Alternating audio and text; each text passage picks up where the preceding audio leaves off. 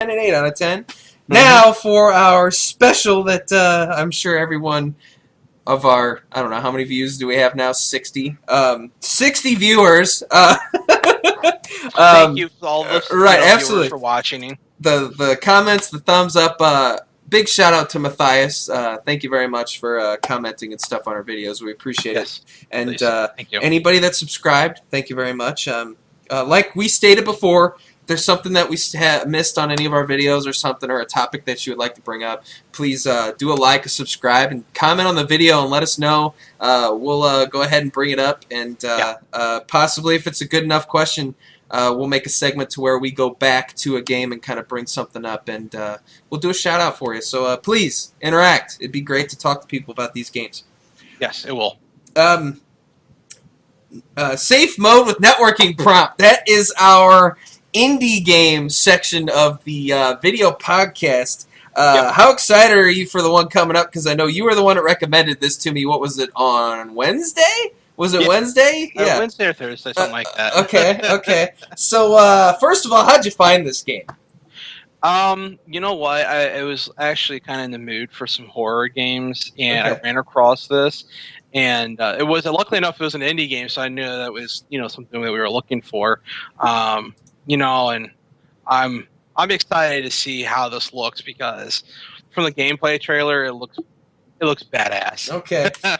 All right. So, like I was saying, GenAce, it was probably Thursday. Text messaged me while I was at work and goes, "Hey, I got this really cool indie game that we should review, and it's called Routine."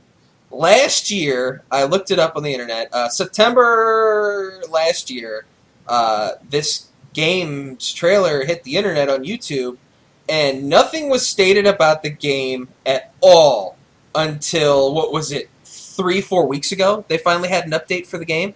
And this is the trailer that came from it. So this is the indie game called Routine. What is the company that makes this game, Jen? I think it's Lunar Software. Yes, okay. Lunar Software. Okay. So let's go ahead and get it going. Oops. Had to look at my notes. Oh, absolutely. Hey, I'm just the guy here that gets the topics going. That's all I'm here for. Lunar Software. You know what? I probably could have just played the trailer, and it says it right there. True. So tell us about this game. Tell us about it. So it's kind of based off of the 1980s and vision of the future.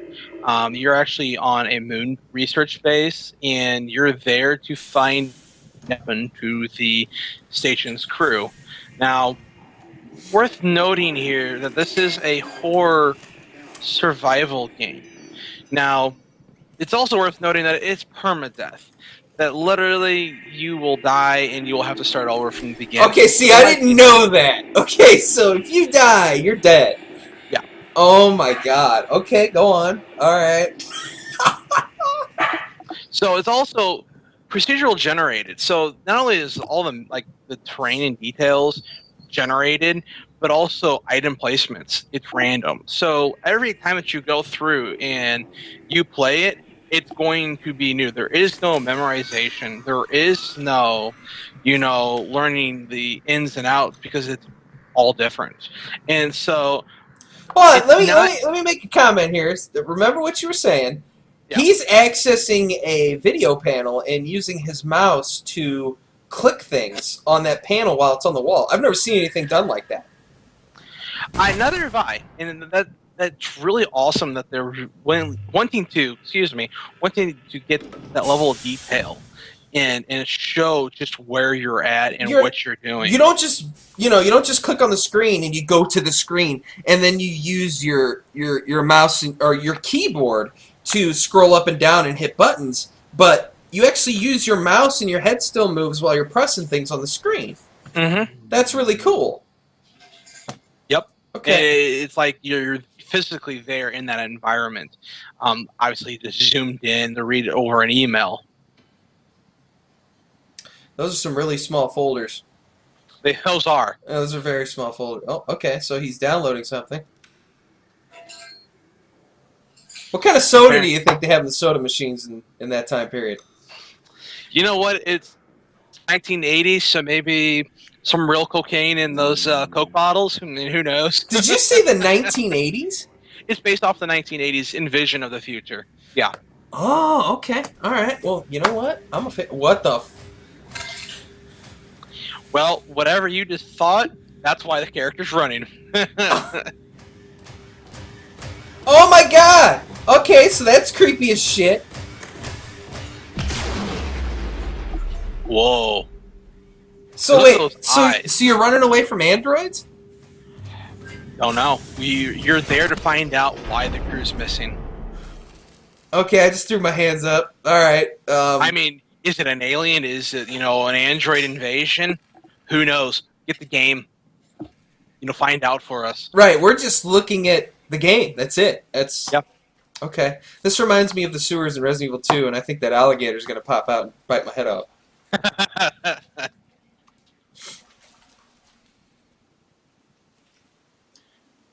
I like it how they're also kind of using that retro look like Alien Isolation did. Mm-hmm. Okay, fuck that. First of all, please run faster than that. God. All right. Okay. Oh yeah, you could book it, sir. You could what the? It did not just grab his leg.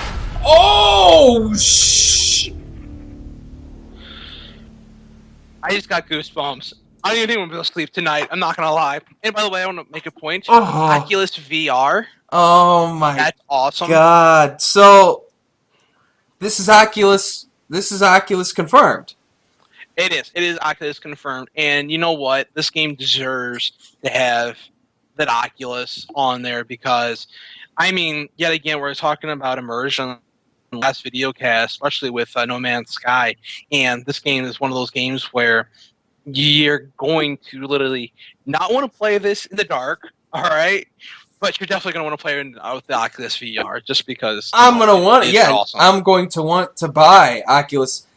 See, I wasn't going to be behind the whole virtual reality thing, but after seeing a game like that, I also hope they give you something you can put your hands in. So instead of sitting there using mouse and keyboard or a controller, if I have to aim that gun, I can put up, like, I don't know, a Wii nunchuck remote or something like that. Yeah. So yeah, anything. The shocker. You can throw out the shocker.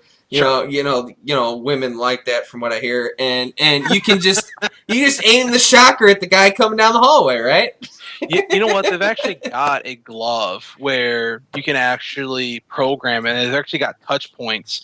I'll have to look it up, and we'll edit to the comment section in the YouTube. Oh, I remember that. The Power Glove for Nintendo. Yeah, I remember that. No, this is a newer version of that. Oh, God. So that's routine. So Jen, you're the one that recommended it, so I have to know. How many stars are we looking at here? Holy and shit. Okay. if we can interpret that to stars, it'd probably be a 9 out of 10. That's all right. I really am excited to see it. It's an indie game, though. It's ambitious, in its vision, and I do hope for the best for, Lunar Software, that they are able to really pull it out of the fire and, make it worthwhile. So. Mm-hmm. I'm excited for the game. I like the fact that it's very interactive. It's not just click on this, aim at this. It's hover over it, use your mouse, look at the damn thing, and actually move your hands. You know what? It kind of reminds me a little bit of System Shock 2. Maybe not so much of the metagame feature, System Shock 2 had, but definitely that, space horror side of it. Okay. I can back you up on the 9 out of 10 for the excitement ratio. It's awesome. It says apparently it's based off the Unreal Engine, and it will be available on Steam. What really weirds me out is that damn thing says 2013 on it. We're in 2014, and we don't have a release date yet, but I would assume that would have to do with the Oculus issues with Facebook buying it and such. But I don't want to go too far into it because that's just a guesstimation of what I think's going on. I'm excited to get my hands on it. I love indie games because they don't cost a lot and they give you awesome features. But that's Safe Mode Networking Prompt. That's our indie games section. But we have a fourth game. Last week we had 3 games. This week we have 4 games. And the 4th game is something I'm very excited about. So let me get the camera zoomed in on here for me. The guy who made Resident Evil is making this game. Let me say this again. The guy who brought us the scariest generation of games, Resident Evil and Silent Hill, is finally giving us a new IP. And it's called The Evil Within. I know everybody watched E3. I know everybody has been keeping their eyes posted and peeled on this game, which I hope that they have been. It looks like there's weapons in the game, but it's a mixture of running from enemies, jump scares, a little bit of Saw, the movie series. I'm gonna chop you up and throw you in a shitty room that you never want to be in, and gunplay. So it looks like it's going and paying tribute to the way the camera's set up is more Resident Evil 4, and the gameplay is more Resident Evil 2. And the jump scares are Silent Hill style. Any thoughts on what you're looking for, or how you feel this game will play? Oh man, those games that you mentioned, obviously Silent Hill and Resident Evil, have such a long history, and they are what really sets a horror game, the bar for the horror games genre. And so I'm excited. Unfortunately, I don't know much about those games, but I know that Bethesda Studios is working on this, and Bethesda has a very good track record for good, high-quality games. This is a little bit new for them, though, I think, the horror thing. So I'm hoping that with obviously the director, he's going to really teach Bethesda how to make a horror game. And so that opens up their possibilities as a company. But anyways, I'll stop here. You're all right. You're all right. Definitely giving us a outlook of how the production company and the creation process of the game is going.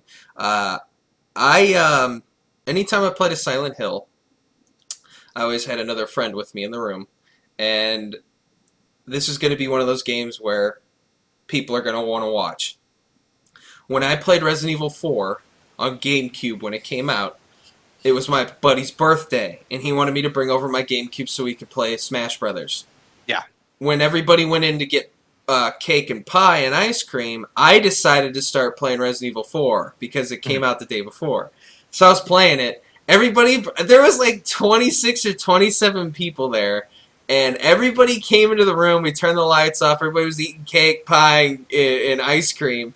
And I had 3 guys sitting to like my left and my right, and we were all just staring at the screen. And someone would come running at me. The guy's like, "Turn around, turn around, turn around!" Or he's like, "Hey, go into your inventory and order stuff like this and put this here and put that here and organize it here." So the whole room was getting involved, and I don't know. I mean, I could spend hours talking about this game. I really, really hope that they're going to deliver the Resident Evil 1 through 4 experience that I had, and then give me my jump scares and that eerie feeling that Silent Hill always gave me. Silent Hill had noises of people racking chains across jail bars. You never saw that whatever was doing that or whoever was doing it, but you heard it. And you didn't know when you were going to get scared, or somebody taking their nails and driving them over a chalkboard. And there was a scene in Silent Hill 2 where the room was completely pitch black, and all you heard was the ash like coming off the ceiling and like the wind coming through the room, and every once in a while you would hear a footstep. And that alone, not being able to see anything and just hearing that stuff, freaks my shit out. And without further ado, I'll go ahead and get this trailer going, because it's 11. Keep in mind, this is 11 minutes long. So wow, yeah, we're gonna have a lot to talk about here. So here we go. Yeah, and I want to piggyback off of you, and you're talking about the sounds. Sounds are so key to any horror game. I mean, go back to Fear here real quick. When Alma's running behind you and you hear that pitch, Right. the change in pitch and that tone. It really is. And PC gamers are fortunate enough to be able to have access to high quality headphones. So this is one of those games that requires that. I'm wearing a pair right now, sir. Of course, you know what I'm wearing. Right. Razer, gotta love it. That's right. So, here's our main character hanging from a ceiling while he's bleeding from his wrists. That's always nice, right? Oh, yeah. Oh, shit! That guy was not there before! Oh, shit! Okay, so there's a knife in the guy's body across the way, and it's glowing. So that was something that happened in Silent Hill and Resident Evil. Weapons and key items would glow in the room, so it's awesome that that's coming back. Now, I want YouTubers to know this is the first time that I've ever seen this trailer. So if you're gonna get a real reaction from me because I've never seen it before. Oh, dude, he just he's dragging that Holy crap! That's half of a man, ladies and gentlemen. Half of a man. If you've ever been down in the dumps and you've told people that you're half of a man, you need to look at that man, because that is truly half of a man. So now he's trying to swing towards the knife. So like I said, if you can tell, the knife's like glowing. It's shimmering. Yeah. There you go, attaboy. There's a problem though. He's gonna hear you hit the ground. Now, for people who are watching this, you are a detective. You're playing as a detective that was to investigate a mass murder, and you somehow wound up hanging upside down with your wrist bleeding. And unfortunately, I wasn't playing the trailer. I apologize, YouTube. You couldn't see what we were looking at, but you could hear us talking about it. Sorry, that's my fault. I apologize. Still getting used to this, but so like he was saying, I apologize. Go ahead, Jen. That was it, actually. Okay, so you're a detective sent to investigate a mass murder, and now you're walking into this shitstorm. Yeah. Oh, please don't grab the keys. He's gonna hear that shit. Oh, come on! There's dude, I don't have the balls to do that. I don't have the balls to do that. That detective just grab those keys, hold on to them tight, make sure there's no sound coming. Dude, his booty hole was puckered, sir. My booty hole was puckered right there. Oh my god.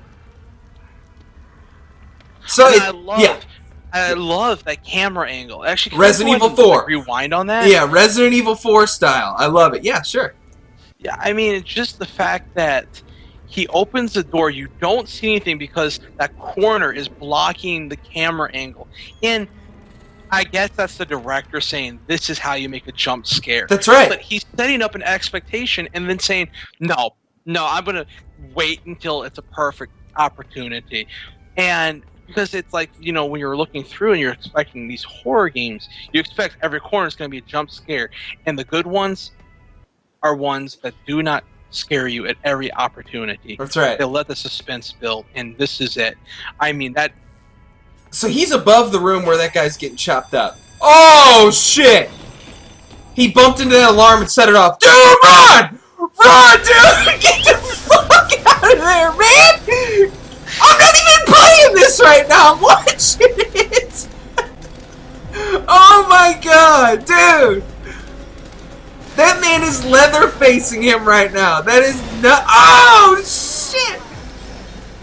Wow, there goes his leg. All right, so he's behind a room with a ton of knives. There's that Silent Hill shit. Look at that body just getting grinded up under the chopper. Oh my god.